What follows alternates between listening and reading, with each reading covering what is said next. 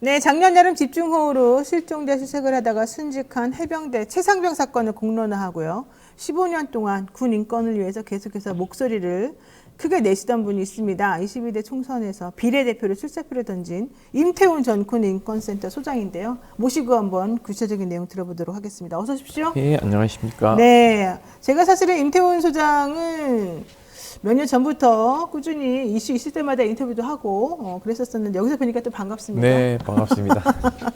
아니 근데 갑자기 총선에 출사표를 던졌다 그래서 그 얘기부터 한번 여쭤볼게요. 네. 그 더불어민주연합의 국민추천 후보로 이번에 지금 나가시게 된 거잖아요. 네. 어떻게 된 겁니까, 갑자기?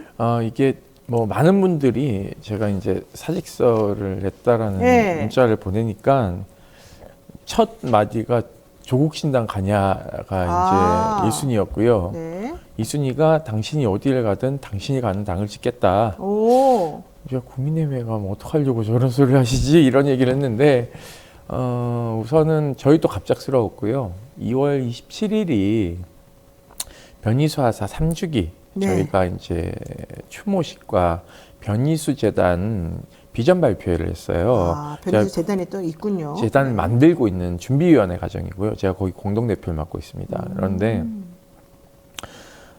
이날 저녁 행사가 끝나고 뒤풀이 때 이런 플랫폼이 열렸으니 응모를 해봐야 되지 않겠냐. 국민후보 추천을 시민사회단체 몫으로 내석이 배분돼서 네. 그거는 당의 몫들이 아니기 때문에 국민후보 공모를 한 겁니다. 그래서 그 다음날부터 이제 조직적으로 좀 논의를 하고 대표가 자기가 이걸 공모하고 싶다고 사표 쓰고는 그냥 갈 수는 없거든요. 여기 가도 좋다라는 구성원들의 합의가 있어야 됩니다. 그렇죠. 네. 그리고 저희 운영위원회 또 총회도 그 운영위원회도 개최해서 사직서 수리 여부도 판단해야 도 그 전에 운영위원들 판단도 있어야 되고 김종대 의원님도 저희 운영위원이십니다. 그러시군요. 그래서 아마 주메이 들어오셔서 사직 처리하는데 아마 같이 하셨을 텐데요. 이 논의 과정이 좀 저희가 급물살을 탔고 무엇보다도 지금 현재 최수근 사망 사건의 수사 외압이 저희가 주장한 것들이 다 실체가 드러나고 있지 않습니까? 네, 그렇죠. 대통령 개입. 그렇기 때문에 이 반헌법적인 헌법을 난도질한 국가 범죄에 대해서 책임을 물어야 된다. 네. 이번 총선에서 아울러 박대령을 지키지 않으면 안 된다. 사실상 지금 140석이 또 안 된다라는 이제 절망적인 얘기를 하시는 분들이 많아요. 앞으로. 그렇게 되면 박정훈 대령이 현재 군사재판을 받고 있지 않습니까? 네. 박 대령이 감옥을 갈 수도 있다라는 판단도 있는 거예요. 그래서 제가 나가서 박 대령을 지키고 무당한 정권에 대해서 맞서 싸우겠다라는 이제 결론에 도달하게 된 겁니다. 지금 이번에 그 나가시는 분이 고상만 그분도 나가신다고 제가 고상만 전 조사관은 1차 12명에 포함되지 않으셨습니다. 그래도 포함된 사람이 있고 또 안 된 사람이 있고 네네. 그러네요. 그러니까 남자 6명, 여성 6명이 이제 3월 10일 오전 1시부터 공개 오디션을 통해서 유튜브를 중계를 하면 문자 투표를 인기 투표하듯이 국민 경선이 이렇게 예, 하는군요. 맞습니다. 그래서 모든 국민들이 투표에 참여할 수 있습니다. 12분 중에서 4명 안에 들어야지 비례 네. 후보로 되는 거예요? 예, 그리고 남녀가 번호 배치가 다르지 않습니까? 그렇죠. 그러니까 여성 1번은 비례 전체에서 1번을 주기로 했고요. 남자 1등은 12번을 주기로 이미 확정이 됐기 때문에 어머나. 제가 남자 1등을 해야 당선 가능성에서 간당간당합니다. 좀 불공평하다고 생각할 수도 있겠네요. 12번 만약에 아니요, 혹시 뭐 받으면? 그거는 이미 사주체가 합의를 한 거기 때문에 그래요? 제가 뭐 어떻게 할 수 없는 영역이고요. 제가 최선을 다해야 되는 거는 남성 1번을 받아야 제가 12번이 된다. 그러면 만약에 4명 뽑는데 그러니까 12명 중에서 남성 1번이 12번 그러면 네. 두 번째를 받으면 어떻게 되는 거예요? 몇 번이 되는 거예요? 한 20번대로 밀려나는 거죠. 야, 되게 예. 어렵네요. 네, 그렇습니다. 알겠습니다. 어쨌든 잘 되시기를 바라고요. 네, 이게 인기 투표가 20점을 차지하기 때문에 5,000표를 제가 5,000명의 국민으로부터 선택을 받아야 20점을 가져가고 전화 여론조사 방식의 100명의 무작위는 30점을 가져가고요. 심사위원회가 36명으로 구성되어 있는데요. 이분들이 50점의 가점을 줍니다. 야, 되게 복잡스럽네요. 네. 어쨌든 여기서 좀 좋은 후보가 잘 걸러지기를 네. 참 바라겠습니다. 많이 도와주셔야 됩니다. 그러네요, 진짜.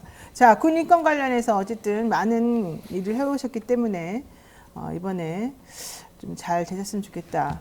그러면은 지난해 이제 7월 구명조 기업체 실종자 수색 작업에 투입됐다가 숨진 최상병 사건 벌써 8개월이 지났는데 네. 박정훈 해병대 수사단장에 대한 재판이 2번이나 열렸어요.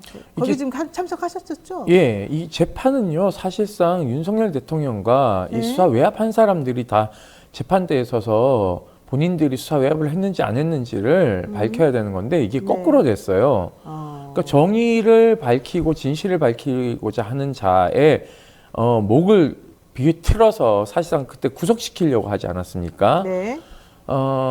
다행히도 저희들이 또 이제 검사의 녹음 파일을 공개하면서 네.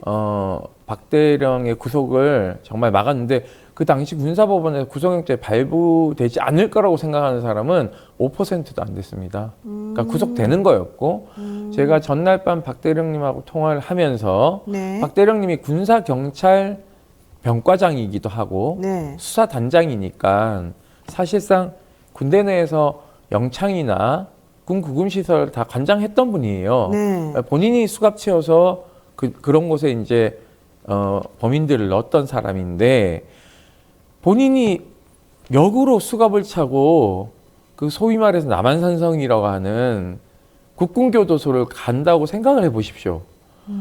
이거 너무 참 어떻게 보면 이 멘탈이 무너지는 그렇죠. 일이거든요. 네, 네. 그래서 제가 그 전날 드릴 말씀이 이게 이제 구속이 되면 잘 아시겠지만 이 공간이 분리되지 않습니까? 그럼 사람 만나는 게 제한되기 때문에 그렇죠.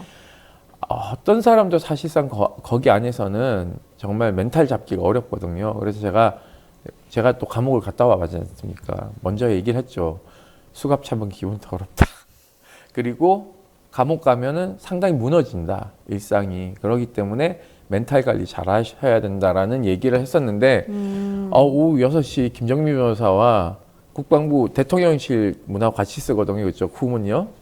거기 걸어 나오는데 저희가 처음엔 잘못 받는 줄 알았어요. 그렇게 걸어 나와서 김정민 변호사하고 저하고 박대령하고 이렇게 포옹하면서 잠시 울었습니다. 사실.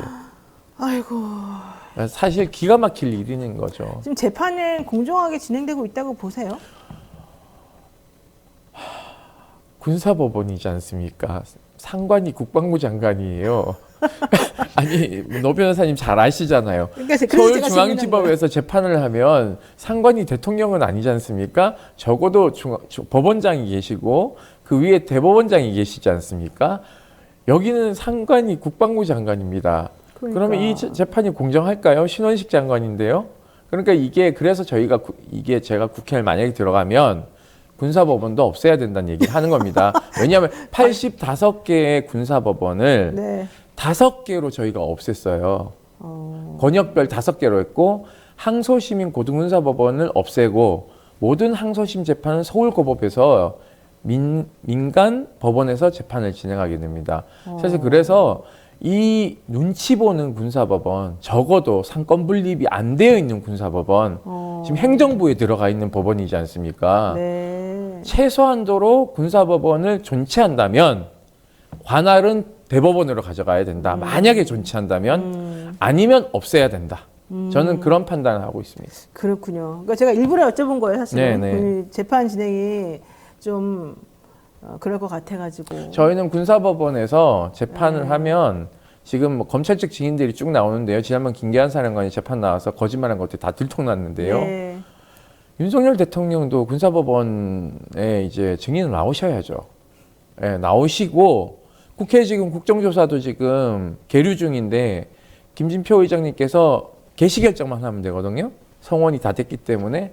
그 지금 선거가 시작됐으니까 개시 못하지 않습니까? 그럼 새 국회 열리면 국정조사에서 대통령을 국정조사장에 불러야죠. 사실은 당신 했는지 안 했는지. 저는 이거 안 하면요. 워터게이트 사건이라고 생각해요. 멀쩡하게 수사를 잘 하고 있었고 구명조끼를 입지 않고 유속이 빠른 곳에 들어가게 해서 사망에 이르게 한 사단장을 네. 지금 비호하고 있지 않습니까? 수사 외압을 통해서. 저는 이거는 뭐 중대 범죄라고 생각하고 있습니다. 그래서 대통령이 형사처벌도 가능하다 이렇게 생각하고 있습니다. 그러니까 이게 특검법으로 발의가 되고 결국 국회 이제 패트까지 안건이 지금 올라가 있는 건 전부 다 대통령실 개입 여부 때문인데. 네, 맞습니다. 이게 결국은 부인을 계속 하고 있지만 그래도 계속해서 하나씩 천천히 밝혀지고는 있어요. 그렇죠. 어제 MBC 어제도 나왔어요. 단독 보도를 네. 보면 저희가 이제 예상했던 것들이 다 이제 맞아떨어지고 있거든요. 그래도 신기한 게 그렇게라도 밝혀지는 게 어디예요, 그게? 그러니까 세상이 바뀌었죠. 아, 세상이 바뀐 거예요? 바뀌었는데 저 사람만 세상이 바뀐 줄 모르고 디올백 명품도 받고 뭐 50억 클럽도 그렇고 그러니까 이게요. 이종섭 장관이 공수처로부터 출국 금지 당했다는 걸 뻔히 알지 않습니까? 호주대사 임명하면 인사검증을 하잖아요. 뻔히 알면서도 임명을 강행하는 건 공수처에 대한 외압이죠.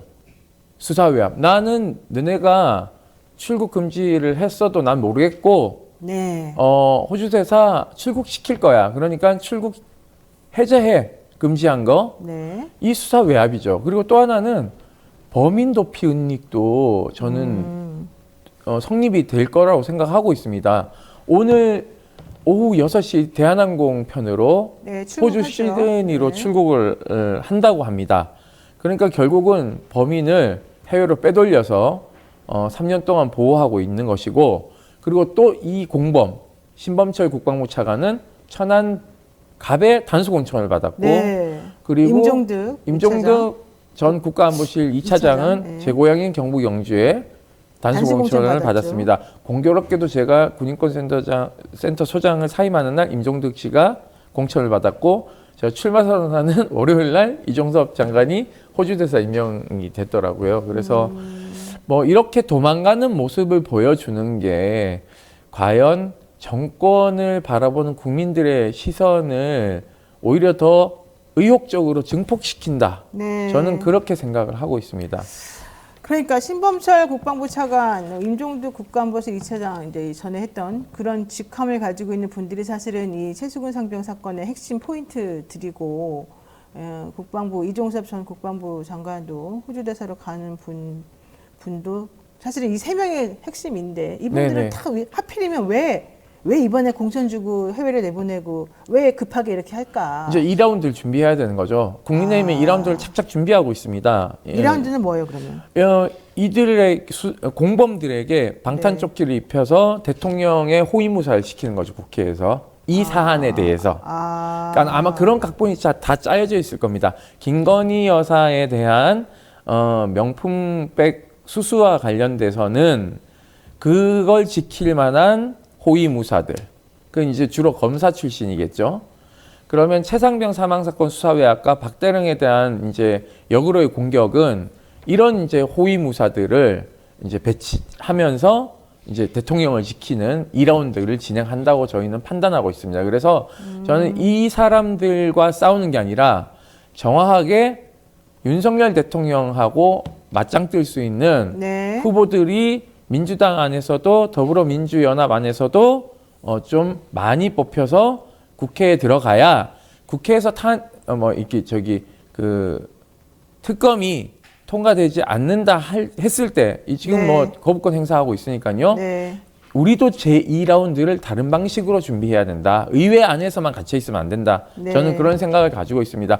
박근혜 탄핵 당시 의회의 논리만 작동하진 않았거든요. 의회의 논리와 네. 광장의 논리와 시민의 논리가 같이 작동됐기 때문에 탄핵이 가능했다. 저는 그렇게 생각을 하고 있습니다. 알겠습니다. 네, 시간이 여기까지 좀 허락이 되기 때문에 오늘 좀 준비한 내용 다는 못하고 여기서 좀 정리해야 될 것 같습니다. 지금까지 임태훈 전 군인권센터 소장과 함께 이야기 나눠봤습니다. 고맙습니다. 감사합니다.